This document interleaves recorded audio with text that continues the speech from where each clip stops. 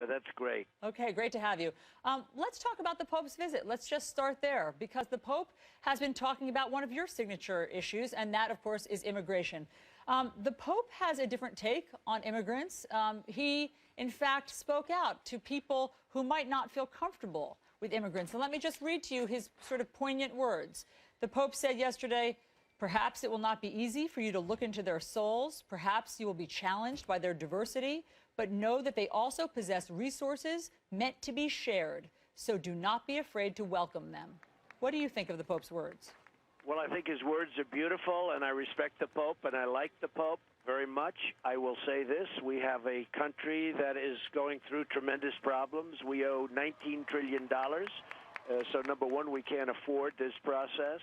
We have tremendous crime problems. As you know, the illegal immigrants are coming in, and you just have to look at San Francisco and Kate, or so many other instances. California 2 weeks ago, where a woman was absolutely decimated, killed, raped by an illegal immigrant, a veteran, at 66 years of age, by the way.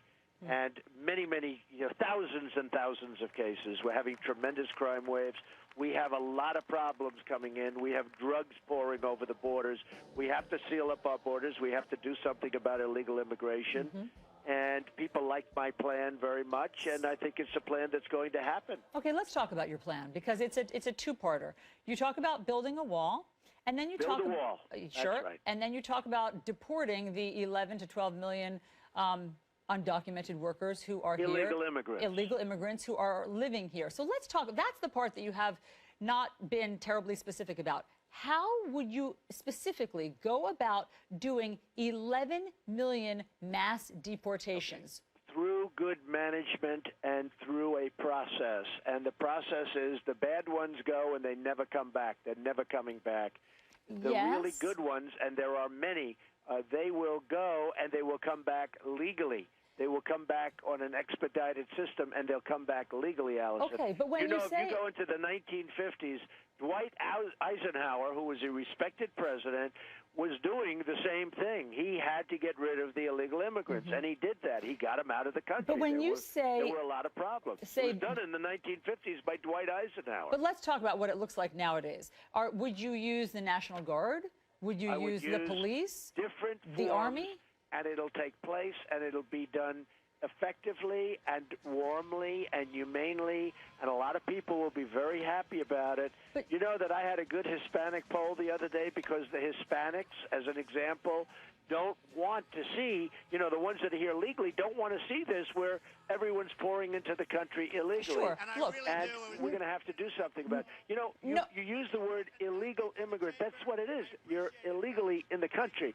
So we have to do something about it. We're going to build a wall. We're going to let people in, but they're going to come in legally. I mean, Mr. Trump, yes, they're here illegally, but often they've been invited in. I mean, you know what our history is with undocumented workers. They've been given jobs. Right. They often and they'll be pay coming taxes. Back legally. I mean, they're going to be coming back in, but they're going to be coming back in legally. But, Mr. Trump, I want you to specifically explain how you are going to get rid of them. Because you know what this harkens to, what it reminds me, at least, of, is remember the case of Elian Gonzalez, where the little Cuban boy, there was this dispute about he belonged in Cuba, he was Cuban, and the federal agents went into his apartment, and it was splashed all over the media, and it gripped the nation, because you watched federal agents pull this boy from his extended family.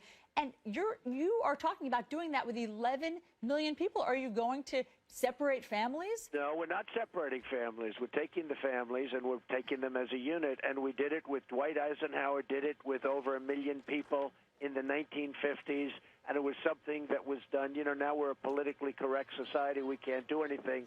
We're moribund. We're a society that can't do anything anymore. We can't function anymore. So we have millions of people in the country illegally. Yes, so you're prepared to use the police. Listen, they're not paying taxes. They're taking jobs from other people. We have a country that desperately needs jobs. They're taking jobs from other people. Millions of them are paying taxes. Allison, what I'm saying is this. It starts with, we build a wall, and the wall will be very easily built and a very effective wall. It's going to have a big open gate, and people are going to come into the country through that gate. They're going to come in legally. It's going to be a country that's run. It's going to be a country with a border. We're not going to have people pouring drugs across the border. Right now, the cartels are bringing drugs across the border. They're bringing the drugs and they're taking out the money. Look, that's the no way one wants the criminal aspect. Billions of dollars is you're being with poured everyone. We're going to get rid of, and by the way, do you know that the gangs that you see, all of these terrible gangs that you're seeing, many of those gangs are made up of illegal immigrants, and they're tough dudes. And by the way, they're going day one. They're going to be out of here. We're going to get rid of them day one. Okay, the rest is the good people. They're going and they're coming back in an expedited way. They're going to come back legally. And you watch with good management how nicely that can work. Okay, we will wait to see what your specific strategy is for that. But let's talk about another topic that the Pope has talked about, and that's climate change. The Pope has said that he is clear that this is a problem that cannot be left to a future generation. Do you agree that climate change is a pressing problem? No. I think that clean air is a pressing problem. You want to have clean air. You want to have clean water. That's very important to me, and I've won many environmental awards. I am not a believer in climate change. Now, it's gone global warming and climate change, and now they call it actually extreme weather. That's the new one because weather seems to be a little more extreme. But actually, if you look, a lot of the big floods and a lot of the big things, in 1890, they had the greatest flood. In 1904, they had the greatest rainstorm. You know, look, it's weather. And we have bad floods. I can't watch the evening news anymore. Every time you turn on the evening news, they show there's a big rainstorm, there's a tornado, there's this. I mean, you can't watch the news anymore. It's always weather. And frankly, it's been that way for so long. And it honestly, it's called weather changes. And you have storms, and you have rain, and you have beautiful days.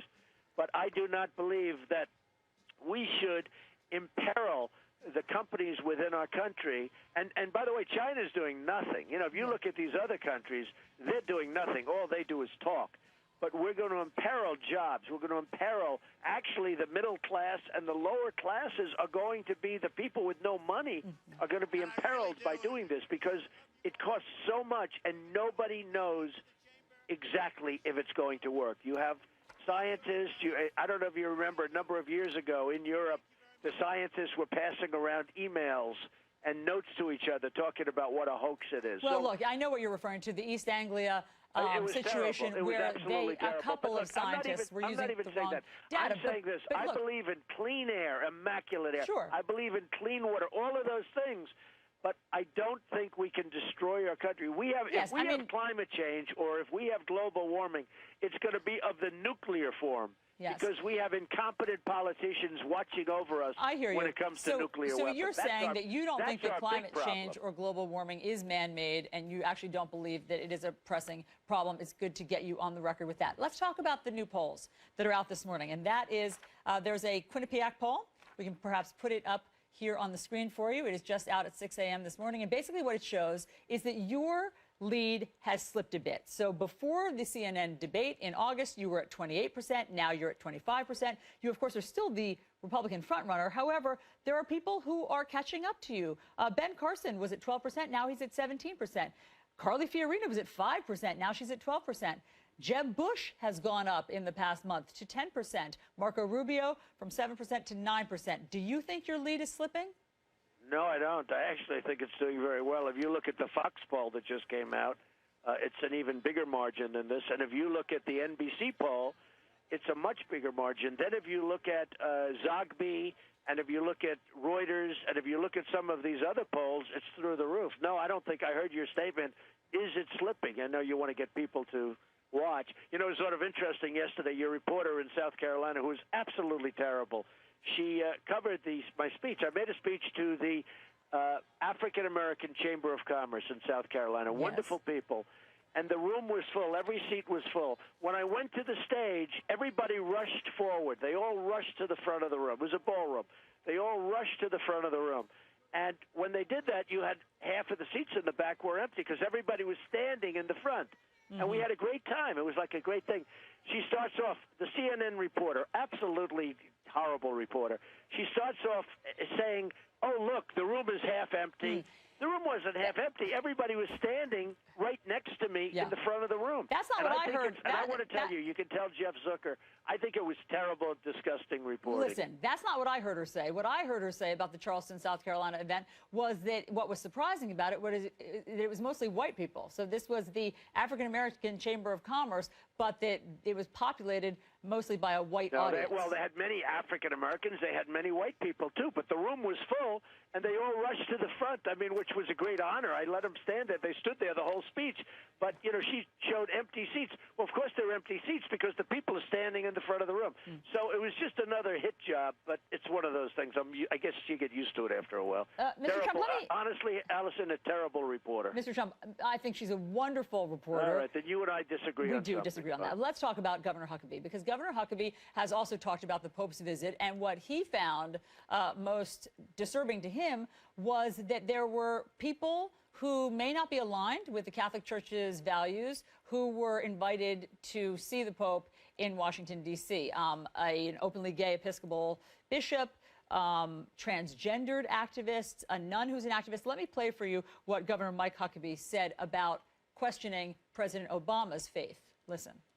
Statements. Well, I'm doing very well with evangelicals, and I spend a lot of time with evangelicals. And I must tell you, many evangelicals feel the way that Mike does. Many, many of them do. They feel that the president has not been good in terms of Christianity. He's stopping religious freedom to a certain extent. They feel very, very hurt by the president. Maybe that's the best word, and disappointed by the president having to do with Christianity. And, Mike is expressing himself, and I see that when I'm out on the trail and I meet with evangelicals. I'm leading every poll, every single poll in Iowa, everywhere with the evangelicals. So I understand what's going on, and they feel very disappointed by the president. So what Mike is saying is not that surprising for me to hear. It's a very severe statement, too. It's a very strong statement. It is. But in dealing and in making speeches to thousands of evangelicals and taking questions,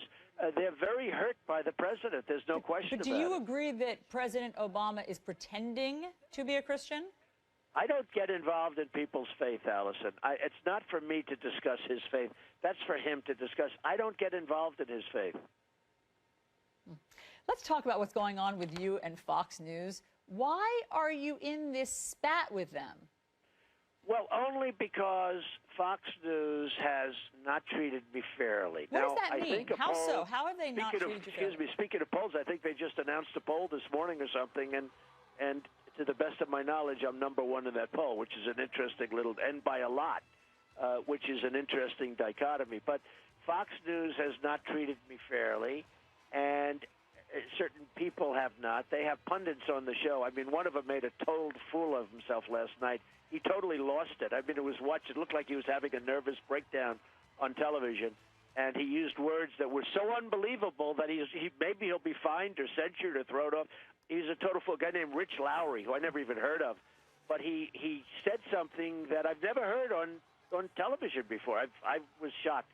But he lost it. It was wonderful watching this guy lose it because, he's a bad guy. But they are not fair to me, and I've expressed it to them. They understand. For instance, they won't put up certain poll numbers, and the poll numbers are phenomenal for Trump. So I say, why aren't you putting up those numbers? Well, we're not going to put up the numbers. I think that the poll numbers are fantastic for me. And I say that's not fair. You were talking about, and the reason they don't want to use it, it was an online survey, and that's not, sort of considered one of the legitimate polls, the go-to polls that we use. But back to Fox for a second. You say that they're treating you unfairly. Do you not want to hear other voices that criticize you? Is that, if they have a pundit on who doesn't criticize you. And I don't mind being criticized, and I don't mind it at all. And I won't use names, but there are certain people that criticize unfairly. If I do something wrong, Allison, I have very thick skin. I don't mind being criticized. I'll never, ever complain, because I know when I do something wrong. I'm a smart person. I do something wrong. I do things wrong. And when I do, I don't mind. They can come at me 15 different ways. Mm-hmm. But when I'm right or when I don't deserve something, I think it's very, very unfair to to speak incorrectly. Yeah. So I will correct people. I believe in that. When you say you do a lot of things wrong, what's the last thing you've done wrong in this campaign? Well, I don't know. I'd rather not get into that, but I'm sure I've made mistakes. Although, look, I'm leading in every single poll. I don't know if you saw the Florida poll just came out where I'm absolutely killing Bush and Rubio, and it's their state. So I don't know. I mean, what have I done wrong? I can think of, I guess, some things that I might have done a little bit differently. But overall, we're very happy with the campaign. Look, I have a very simple theme. I want to make America great again. We're run by incompetent people. We have incompetent politicians running this country, led by the man at the top. And we can do such a job to bring this country back and to make our country great again. And that's what I want to do. And I know that that's your slogan, Mr. Trump, make America great again. And I'm curious, when was America great? In your mind, when was the heyday? What was the year that America was greatest? It's been hurt badly. I mean, honestly, and it's before this president, too. Going into Iraq was a tremendous mistake. And by the way, I was the only one with the vision of all of these candidates. I was the one with the vision, don't do it. But going into Iraq was a tremendous mistake for our country. It destabilized the Middle East, and that was Bush's fault. It destabilized the Middle East. Iran is taking over Iraq. They're going to take over those massive oil reserves, everything else. And by the way, ISIS has a good chunk of them, too. Okay. It was all created. That was a bad mistake, and I think and you are on the record about that. I think Iraq has been, we spent $2 trillion. Instead of rebuilding our country, we spent $2 trillion, thousands of lives, wounded warriors all over. Of course. You're on the record that the Iraq war was a mistake. So prior to the Iraq war, are you saying the Clinton years were when America was great? I would say that Reagan and Clinton, we didn't, the country wasn't decimated like it is now. The country didn't owe $19 trillion, Allison. The country, I mean, right now we owe $1.5 trillion to China. We owe $1.5 trillion to Japan. Think of it. They suck our money out. They suck our jobs out, and we owe them money. That's like a magic trick, right? We owe them. So we owe them $1.5 trillion each, and yet they do nothing but take our money. Mr. Trump, very quickly, back to Fox News for a second. Don't you need Fox News viewers and Fox News to win the primary? I don't know. I mean, honestly, I really don't know. I'm on 60 Minutes on Sunday, and 60 Minutes, I mean, I don't know if it's going to be a good show or a bad show, but I'm on 60 Minutes, and it's a very powerful show. I went on, as you know, Stephen Colbert the other night, and he killed the ratings. The ratings were the highest they've had in just massive ratings, and it killed the Tonight Show. I mean, by a lot. I watched that.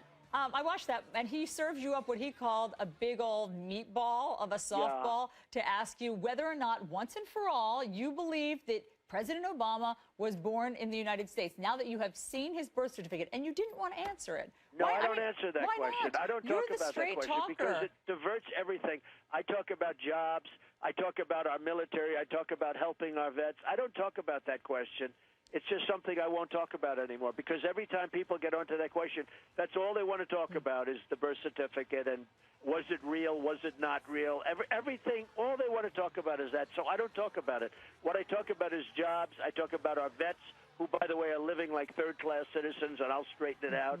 I talk about many other things. I talk about trade, but I don't talk about that subject. All right, let's talk about Scott Walker. He dropped out of the race, as you know, and he suggested when he did so that people in the bottom tier follow his lead and also drop out so that someone else can sort of coalesce as a front runner to beat you. Let me play for you what Scott Walker said.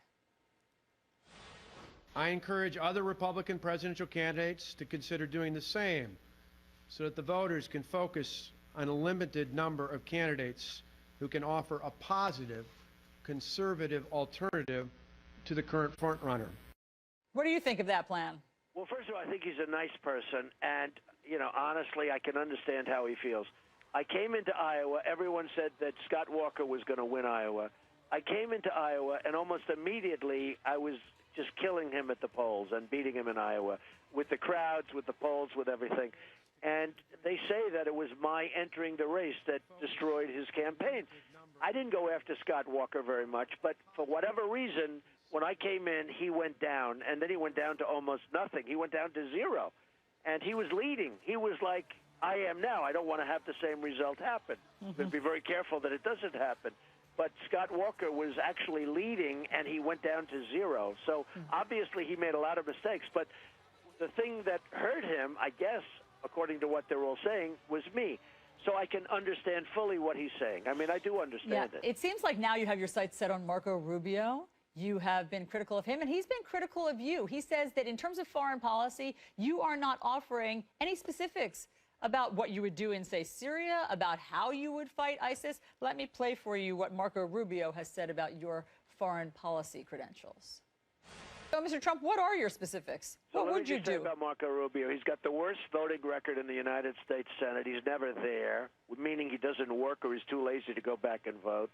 Marco Rubio wants to tell every single thing that he knows to everybody so that the people on the other side, so that the enemy can learn all about. I want to be unpredictable. An article was written about me a couple of weeks ago, a very good article about my business acumen, and they said he's so unpredictable, he's impossible to fight because he's unpredictable. I don't want to be I know more about Syria than Marco Rubio knows about Syria. I know about us beating ISIS and us knocking out ISIS or trying to knock out ISIS, and yet ISIS wants to go against Assad, and Assad, frankly, is looking at us and saying, I can't believe it. The Americans are killing my enemy. This is the greatest thing that ever happened to me.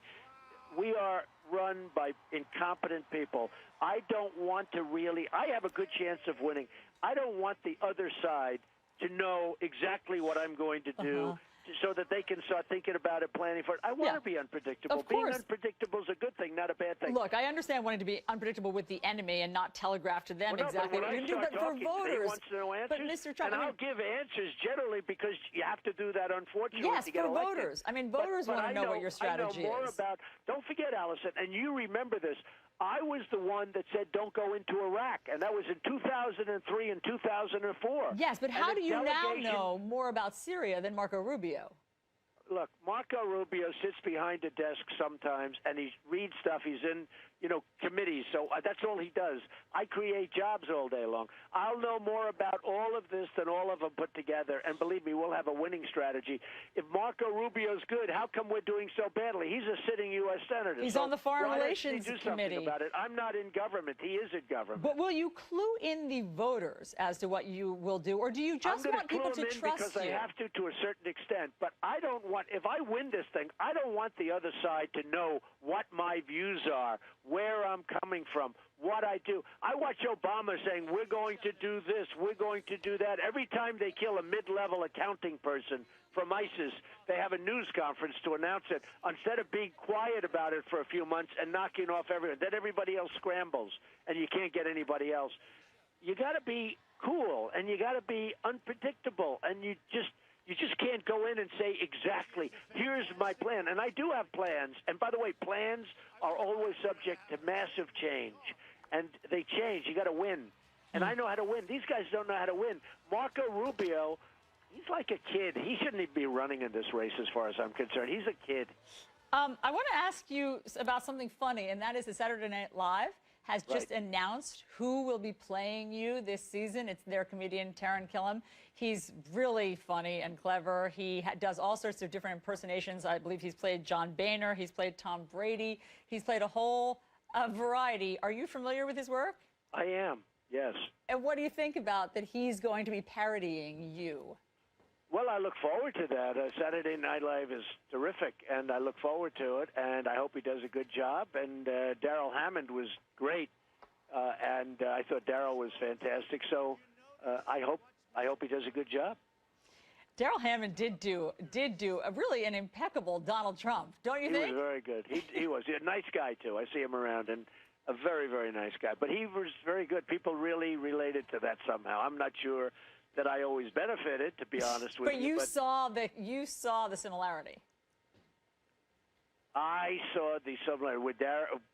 With Darren, I saw the similarity. I thought he was terrific, but we're going to see what happens. I mean, I'll let you know. I'm not sure that I'll like it. But you know what? If I don't like it, I'll let you know. Okay, I would like to know that. Okay. Has SNL asked you to go on this season? Would you consider it? I'm not allowed to say that. Oh, really? Why is that? Because I'm not allowed to say that. Because you're in negotiations with well, them? I'm just not allowed to say it. I mean, I have silencio. I can't speak about it. Silencio. Which perhaps you understand what that means. I believe I am reading you loud and clear. It's always interesting, Mr. Trump, when you won't answer something because I know. People don't understand it. They get totally confused when I don't answer something. I understand because you pride yourself on being the straight talker. Well, we want to be a little bit unpredictable, and that's what we need in our policy. Think of it, General Douglas MacArthur.